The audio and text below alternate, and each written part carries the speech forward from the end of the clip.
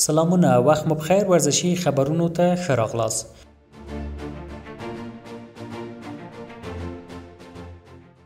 د افغانستان اولس کلنو فوټبال ملي لوبډلې د فوټبال فدراسیون له مشر محمد یوسف کارګر سره تر لیدنې او مخکې وروسته د آسیا جام او نړیوال جام ته په مقدماتي سیالیو کې د ګډون او لوبېدو په موخه تایلند ته روان شوه.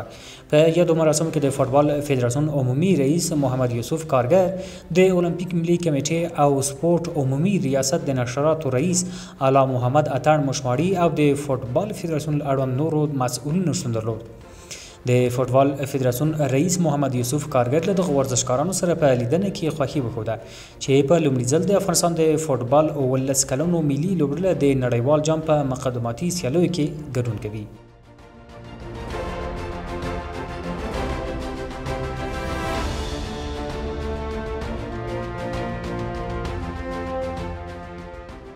د کندهار د بدني روزنې او سپورت ریاست اړوند په غازی محمد ایوب خان یعنی باغ عمومي ورزشي لوبغالي کې د اته لوبډلو ترمنځ د اشرف البلاد فنوم د فوټبال سیالۍ پیل شوې. د یادو سیالیو د پیل په مراسمو کې د کندهار د بدني روزنې او سپورت ریاست رئیس حافظ محمود آغا بشر، د کندهار ورزشي امیر حافظ حیات الله عتیق، د کندهار د فوټبال فدراسیون فني مرسیال حاجی حبیب جان، د ځوانانو چارو امیر قاری سعید، د ورزش نورو مسؤلینو او ګڼ شمېر تماشاچیانو حضور درلود.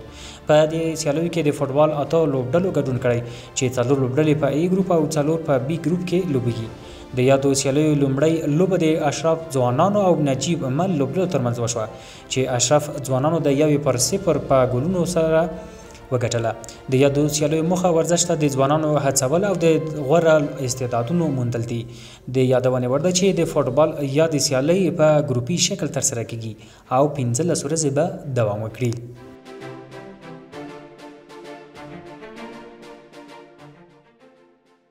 د میدان وردګ ولایت د بدني روزنې او ورزش امریت په همکارۍ د بوکسینګ فدراسیون له لوري د 15 کلبونو د 100 ورزشکارانو ترمنځ د بوکسینګ سیالۍ ترسره شوې. په دغه سیالیو کې له کابل څخه طلوع اختري او یادګار اختري او همدارنګه د نوموړي ولایت د ځوانانو میدان اتلانو او جلریز ځوانانو کلبونو ورزشکارانو برخه اخیستې وه. دغه سیالۍ چې موخه یې د لوبغاړو ترمنځ یووالی او د غوره لوبغاړو موندل و، د کابل یادګار اختري کلب د 9 میډالونو په ګټلو او لومړي مقام ترلاسه کولو سره پای ته ورسېدې. حیرت دی نوي چې یا د سیالۍ د 3 کټګوریو تنکیو ځوانانو او لویانو په مختلفو وزنونو کې ترسره شوې او په پای کې غوره ورزشکارانو ته د میډالونو او ستاینلیکونه ورکړل شول. د افغانستان د فوټبال ملي لوبډلې د مرکزی اسیا د فوټبال د اتلولۍ په لومړي پړاو کې په خپل لومړۍ لوبه کې د قرغیزستان د فوټبال ملي لوبډلې ته 1-0 ماتې ورکړه. دا لوبه پرون د کابل پر وخت د ماښام 9 بجې د قرغیزستان په کوربتوب ترسره شوه.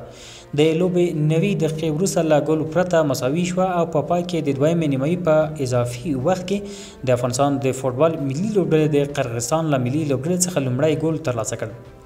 د مرکزی اسیا د فوټبال د لویو عمرونو د سیالیو لومړی پړاو پرون د 9 ټیمونو په ګډون او د ازبکستان او قرغیزستان د هیوادونو په کوربتوب پیل شو.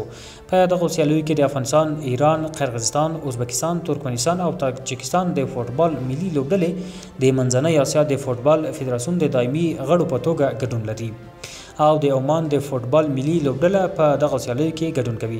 دغه راز د افغانستان د فوټبال ملي لوبډله د دې ټورنمنټ په بی ګروپ کې له قرغیزستان او ایران سره په ورته ګروپ کې لوبې لري.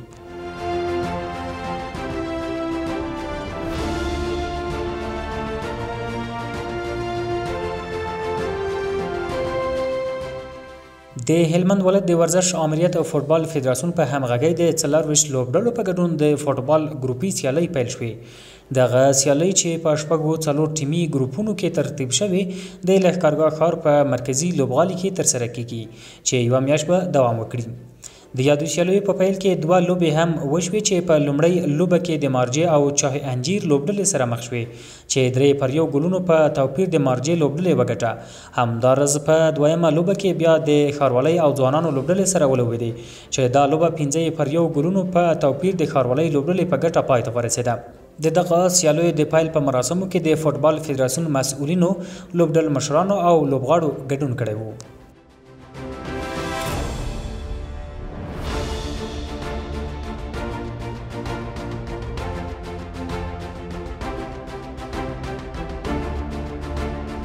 په هرات کې د تکواندو سیالۍ د غبرګولي په 19مه د جمعې په ورځ د دغه ولایت په ورزشي جمنازیوم کې د 12 کلبونو د 80 ورزشکارانو په ګډون پیل شوې او د کلب جمنازیوم په اتلولۍ سره پای ته ورسېدې. په دې مناسبت جوړ شویو مراسمو کې د تکواندو فدراسیون په مسؤلینو سربیره ورزشکارانو او د ورزش مسؤلینو هم ګډون کړی و. په دغه سیالیو کې برخه اخیستونکو ورزشکارانو د یوې ورځې لپاره د لویانو او ماشومانو د عمر په کټګورۍ او په مختلفو وزنونو کې سیالۍ وکړې. په وروستیو کې د ټاکل شوي ټیم لپاره د عمر په 2 کټګورۍ کې 10 کسان غوره شوي.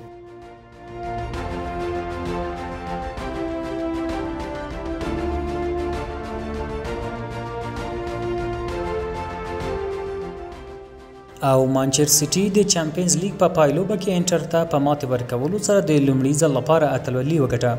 د رسنیو د راپورونو له مخې د اروپا د اتلانو لیګ د ترکیې د استانبول ښار په اتاتورک کې ترسره شو.